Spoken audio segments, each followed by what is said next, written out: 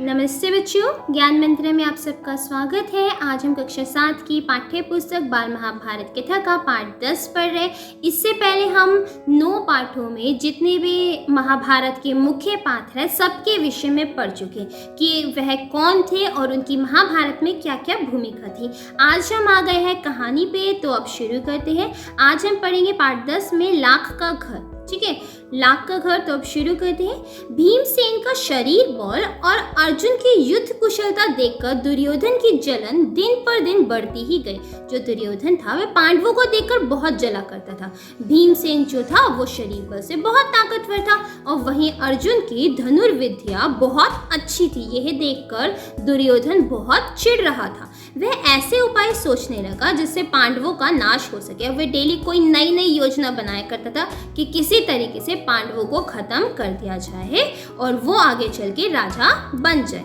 इस कुमंत्रणा में उसका मामा शकुनी और कर्ण सलाहकार बने हुए थे। अब ये जितनी भी चाले चलता था, इन सब में कौन इनका साथ देते थे? उसके मामा शकुनी। अब द्रोणाचार्य दुर्योधन के मामा कौन थे? वह थे शकुनी। ये नाम आपको याद रखना है। और साथ में इसका सलाहकार कौन बना हुआ था? कर्ण। बूढ़े धृतराष्ट्र बुद्धिमान थे। जो बूढ़े धृतराष्ट्र थे तो वो बहुत बुद्धिमान। अपने भतीजों से उनको स्नेह भी काफी था, प्यार भी काफी था, परंतु अपने पुत्रों से उनका मोह भी अधिक था। लेकिन अपने पुत्रों का मोह तो अलग ही होता है ना।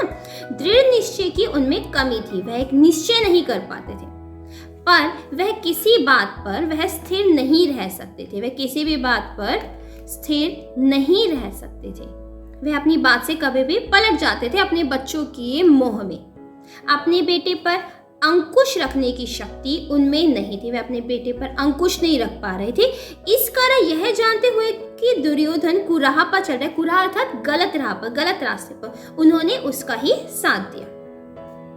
इधर पांडवों की लोकप्रियता दिनों दिन बढ़ती जा रही थी। पांडव क्या होते, दिन पे दिन लोकप्रिय होते जाते, क्योंकि उनके युद्ध कुशल बहुत अच्छा था और वे लोगों से बहुत अच्छा व्यवहार करते थे, जिसके कारण लोग उनका जय जयकार किया करते थे। चौराहों और सभा समाजों में लोग कहते थे कि राजगद्दी पर बैठने के योग्य तो युधिष्ठिर ही है। सबका क्या मानना था कि राजगद्दी पर किसको बैठना चाहिए? युधिष्ठिर पर। एक तो वो बड़ा पुत्र है, सबसे बड़ा है, ठीक है ना, और दूसरा वह बहुत समझदार है।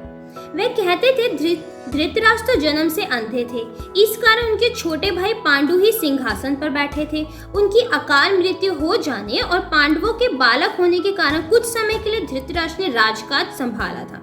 अब युधिष्ठिर बड़े हो गए हैं तो फिर आगे धृतराष्ट्र को राज्य अपने ही अधीन रखने का क्या अधिकार है?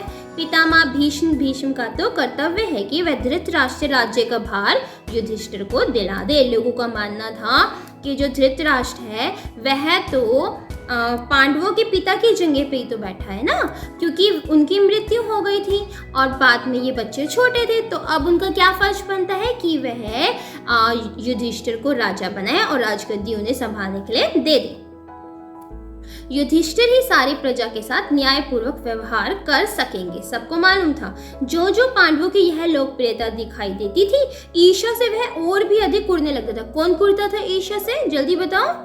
दुर्योधन ईर्ष्या से कुड़ने का काम करता है दुर्योधन, क्योंकि वह आगे राजा बनना चाहता था, लेकिन वह जानता था जब तक युधिष्ठिर है वह राजा नहीं बन सकता।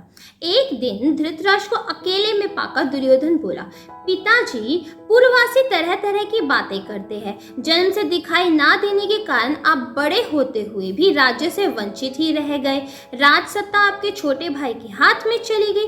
अब यदि युधिष्ठिर को राजा बना दिया गया तो फिर पीढ़ियों तक हम राज्य की आशा नहीं कर सकेंगे। वह अपने पिता को सिखा रहा था कि वे किसी तरीके से उसकी बातों में आ जाए। पिताजी, हमसे तो यह अपमान ना सहा जाएगा, हम यह अपमान नहीं सह सकते।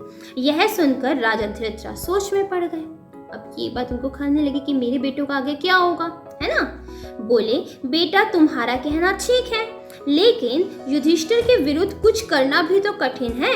युधिष्ठिर धर्मानुसार चलता है, धर्म के अनुसार चलता है, वह कभी गलत रास्ते पे जाता ही नहीं है। सबसे सम्मान स्नेह करता है, अपने पिता के समान ही गुणवान है। इस कारण प्रजाजन भी उसे बहुत चाहती है। हम चाहकर भी उसमें कोई कमी नहीं निकाल सकते, क्योंकि वो तो सबके साथ बहुत अच्छा है। यह सुनकर दुर्योधन बोला, पिताजी आपको कुछ नहीं करना, आपको कुछ नहीं करना, सिर्फ पांडवों को किसी न किसी बहाने वर्णावत के मेले में भेज दे। कहते हैं किसी तरह किसी बहाने से पांडवों को कहाँ भेज दीजिए, वर्णावत के मेले में।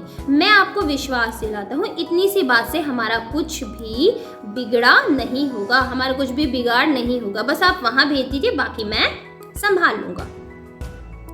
इस बीच अपने पिता पर और अधिक दबाव डालने के इरादे से दुर्योधन ने कुछ कूटनीतिज्ञों को अपने पक्ष में मिला लिया। वह बारी बारी से धृतराष्ट्र के पास जाकर पांडवों के विरुद्ध उन्हें उकसाने लगे। अब सारे क्या करते थे, उसके जितने भी साथी थे, जितने भी उसके साथ थे, मित्रगण या वैसे सभा में लोग होते थे, सबको वह समझाता था और कहता था पिताजी को उकसाओ कि वह पांडवों के खिलाफ हो जाए। उनमें कर्णिक नाम का ब्राह्मण मुख्य था, जो शकुनी का मंत्री था। उसने धृतराष्ट्र की राजनीतिक चालों का भेद बताते हुए अनेक उदाहरणों प्रमाणों से अपनी दलीलों की पुष्टि की। अंत में बोला, राजन, जो ऐश्वर्यवान है वही संसार में श्रेष्ठ माना जाता है। वह अनेक उदाहरण देता है और क्या कहता है, जो ऐश्वर्यवान है वही संसार में श्रेष्ठ माना जाता है। अब ये कौन था, इसका नाम आपको याद रखना है। शकुनी का मंत्री था जिसका नाम था कर्णिक, ठीक है, इसका नाम याद रखना है, एग्जाम के लिहाज से बहुत इंपॉर्टेंट है, ठीक है। जिसने किसको भड़काया था, धृतराष्ट्र को, ठीक है। वे कहता है जिसके पास ऐश्वर्य है वही श्रेष्ठ संसार में माना जाता है। यह बात ठीक है कि पांडव आपके भतीजे हैं, परंतु वे बड़े शक्ति संपन्न भी है, इस कारण अभी से चौकन्ने हो जाइए। आप पांडु पुत्रों से अपनी रक्षा कर लीजिए, वरना पीछे पछताएंगे। वह उन्हें भड़का रहा था उनके खिलाफ कि किसी तरीके से आप इनसे अपनी रक्षा कीजिए, वरना आगे चल के ये आपका नाश कर सकते हैं। कर्णी की बातों पर धृतराष्ट्र विचार कर रहे थे कि दुर्योधन ने आकर कहा, पिताजी आप अगर किसी तरह पांडवों को समझाकर वर्णावृत भेज दे तो नगर और राज्य पर हमारा शासन पक्का हो जाएगा। फिर पांडव बड़ी खुशी से लौट सकते हैं और हम उनसे कोई खतरा नहीं होगा। वे कहते हैं फिर हमें उनसे कोई खतरा नहीं होगा। दुर्योधन और उसके साथी धृतराष्ट्र को रात दिन इसी तरह पांडवों के विरुद्ध कुछ न कुछ कहते सुनाते रहते और उन पर अपना दबाव डालते रहते। अब धृतराष्ट्र तो इंसान है ना, इतने सारे लोग भड़काएंगे तो ऑफकोर्स उसका भड़कना तो पक्का था। आखिर धृतराष्ट्र कमजोर पड़ गए और उनको लाचार होकर अपने बेटों की सलाह माननी पड़ी। दुर्योधन के पृष्ठपोषकों ने वर्णाव्रत की सुंदरता और खूबियों के बारे में पांडवों को बहुत ललचा। अब सब लोगों ने पांडवों को ललचाना शुरू किया कि वे वर्णाव्रत जाने के लिए ज्यादा उत्साहित हो जाएं। कहा कि वर्णाव्रत में एक भारी मेला होने वाला है जिसकी शोभा देखते ही बनेगी। उनकी बातें सुनकर खुद पांडवों को भी वर्णाव्रत जाने की उत्सुकता हुई, यहाँ तक कि उन्होंने स्वयं आकर धृतराष्ट्र से वहां जाने की अनुमति मांगी।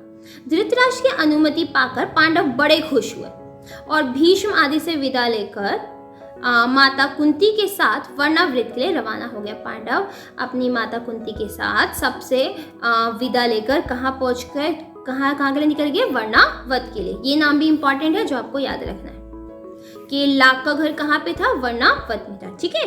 पांडवों के चले जाने की खबर पाकर दुर्योधन की खुशी की तो सीमा ना रही। दुर्योधन बहुत खुश हो गया।